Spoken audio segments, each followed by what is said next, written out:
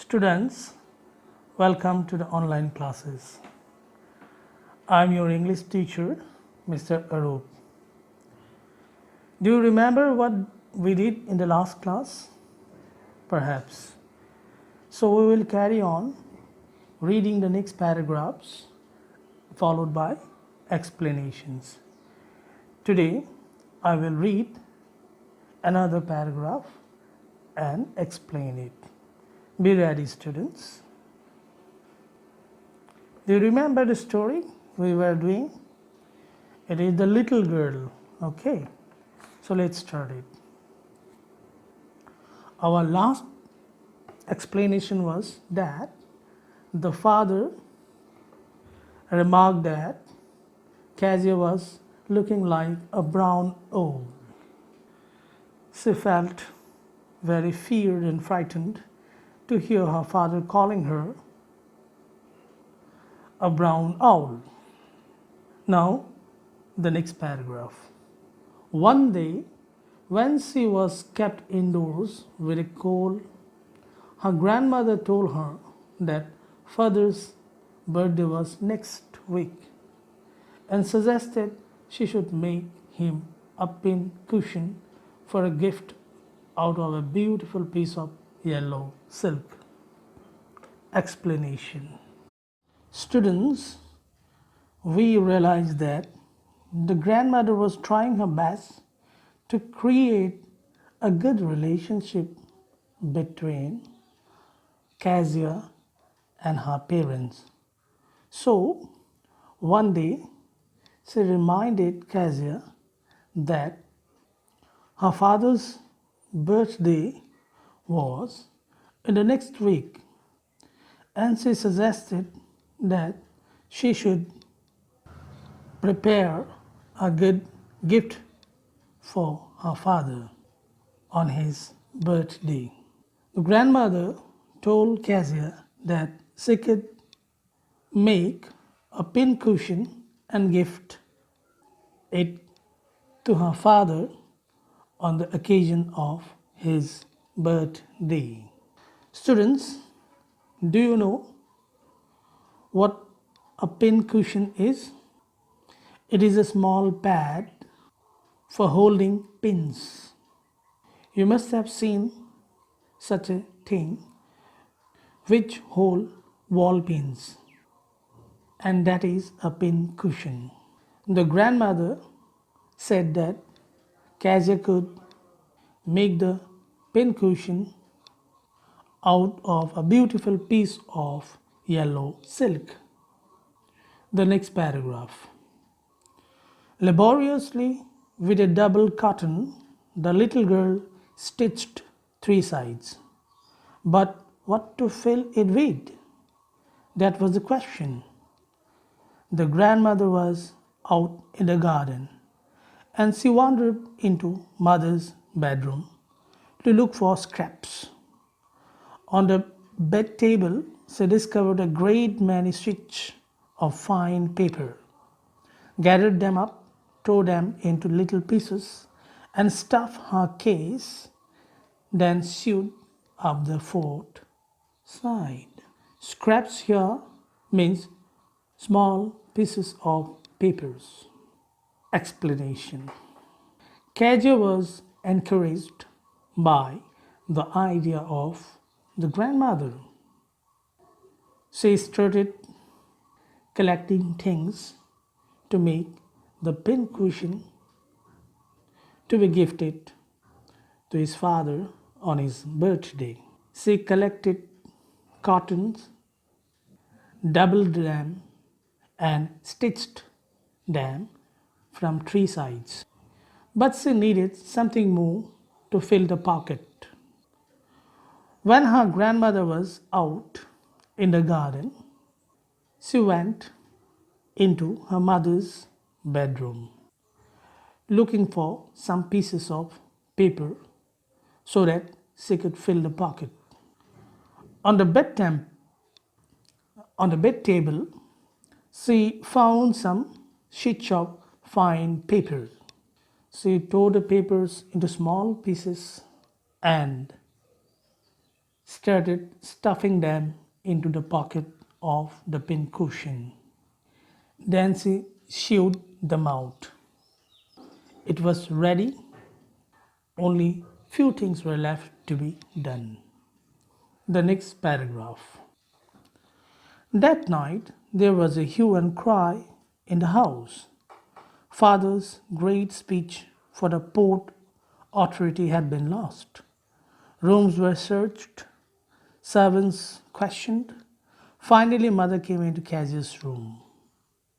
Cassia, I suppose you didn't see some papers on a table in our room? Oh, yes, she said. I tore them up for my surprise. What? Screamed mother. Come straight down to the dining room this instant. And she was dragged down to where father was pacing to and fro, hands behind his back. Explanation. There was a disturbing environment that night in Cassia's home. Some important papers were lost. Those papers were of father. A speech was written in those papers. The father was supposed to deliver the speech for the Port Authority. The mother could not find the papers anywhere, and she finally came to Cassia's room. The mother asked Cassia if she saw some papers on the table in her room, and Cassia replied that she had seen. She also told that she tore them into pieces for her pincushion. The mother was shocked and cried at her. She dragged Cassia to the dining room where the father was walking to and fro with his hands behind his back. Now it is a big thing. Kezia must have made a great mistake. The papers she tore to stuff the pincushion were very important papers of her father. Now they are torn into pieces and fed into the pincushion. What would happen now? The next paragraph. Well, he said sharply. Mother explained. He stopped and stared at the little girl. Did you do that? No, she whispered. Mother, go up to her room and fetch down the damned thing. See, the child's put to the bed this instant. Crying too much to explain, she lay in the shadowed room, watching the evening light make a sad little pattern on the floor. The father came into the room with a ruler in his hands. I'm going to beat you for this, he said. Oh, no, no, she screamed, hiding her under the bedclothes. He pulled them aside. Sit up, he ordered, and hold out your hands. You must be taught once and for all not to touch what does not belong to you. But it was your birthday. Down came the ruler on her little pink palms. Explanation. When father saw Kezia being dragged to the dining room, he understood that something was done by Kezia. The mother explained everything, and the father got to know about the whole story, meaning the whole incident. The father asked Kezia in a very sharp voice if she had done that. Kezia could not answer. She simply stammered no. The father was very angry and he told the mother to bring the pincushion immediately and told to put Kezia to the bed instantly. In other words, Kezia was told to go to bed and the father would see the things himself. Kezia was frightened and she started crying. She tried to explain, but no one was ready to listen to her. She went to her bed, frightened. She was lost. A little pattern on the floor appeared before her. She could not understand anything. After some time, the father came into her room with a ruler in his hands. He told her that he was going to beat her for her actions. Kezia, being helpless, put herself under the bedclothes, but the father was very rude now. He pulled off the bedsheet aside and told her to sit up. He told her to stretch her hands out and was about to beat her, warning her not to touch his things anymore. Suddenly, it came from Kezia's mouth that it was for his birthday only. But the father won't listen to anything.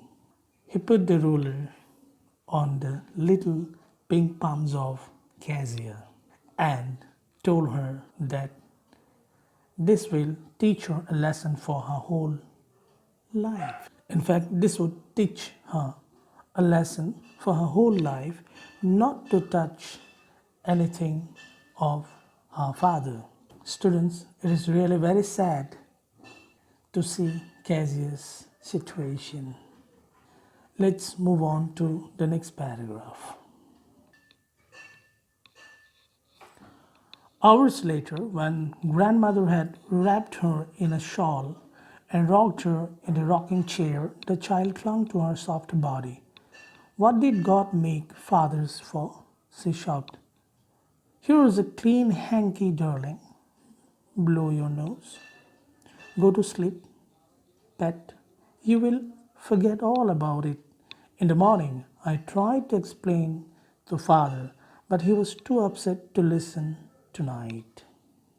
Students, this is a very pathetic situation, very sad situation. It seems now that the grandmother was the only one who could understand Kezia. After hours of this incident, that is, father beating her, the grandmother came to Kezia and she comforted her. The grandmother wrapped Kezia in a shawl. She rocked her in a rocking chair. Here, rocked and rocking chair is like a swing, a chair that can be swung from side to side.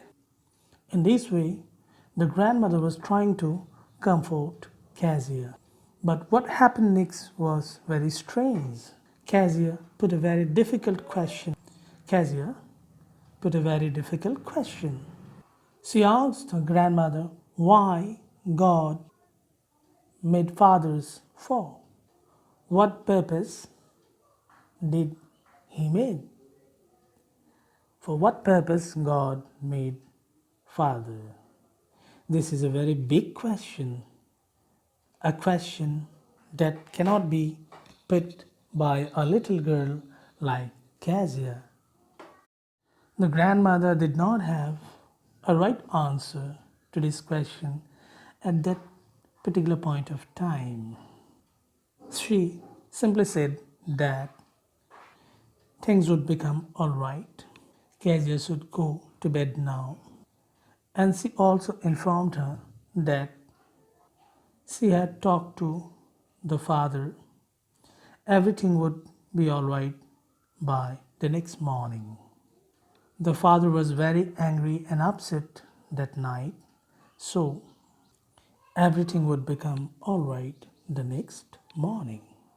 Students, it is really an important paragraph because Kezia is hurt by the behavior of her own father. The next paragraph.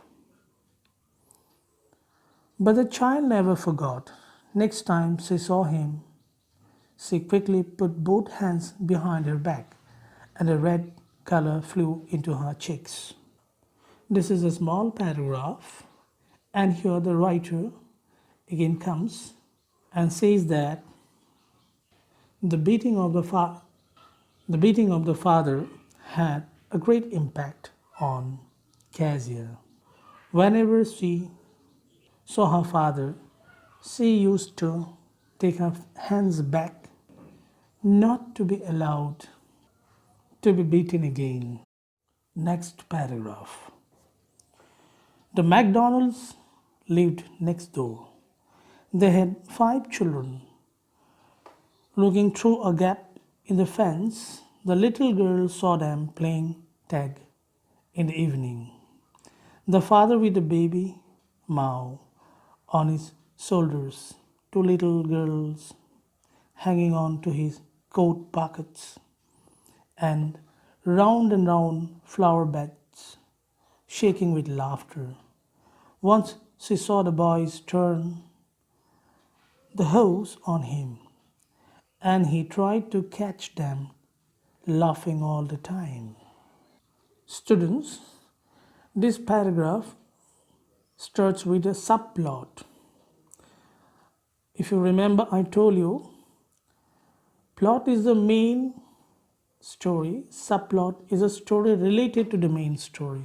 So here we find new characters, the McDonalds and their children. They lived next to the Cassius house. They lived next to Cassius' house and they were very happy. The McDonalds had 5 children. Kezia often used to see them play with their father. Kezia would look through the gap in the fence and she often saw that the children played happily amongst themselves and with the father also. Mr. McDonald used to make a little baby on his shoulders and the 2 little girls hanging on to his coat pockets. These 2 little girls used to run round and round, playing and laughing. This was a beautiful scene which Kezia regretted because she feared her father. She had never experienced such a beautiful life. Students, here tag is a game of catching one another, and hose is a pipe or a tube carrying water. So they used to play tag and with the hose. This is called contrast. We find a contrast. I must have told you before also about contrast. Contrast is a figure of speech.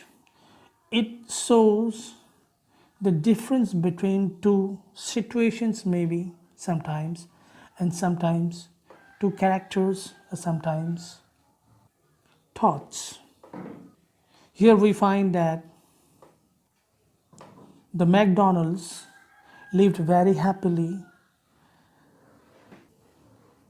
Mr. McDonald played with his children, and the children also played with him.